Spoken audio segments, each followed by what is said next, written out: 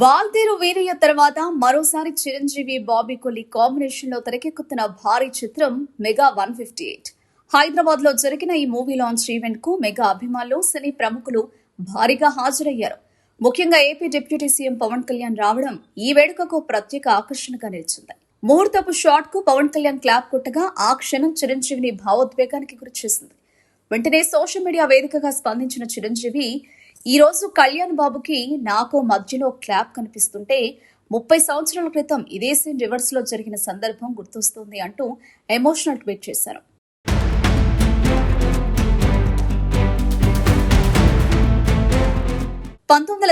లో పవన్ కళ్యాణ్ తొలి సినిమా అక్కడమ్మాయి ఇక్కడబ్బాయి ప్రారంభోత్సవానికి చిరంజీవి క్లాప్ కొట్టారు.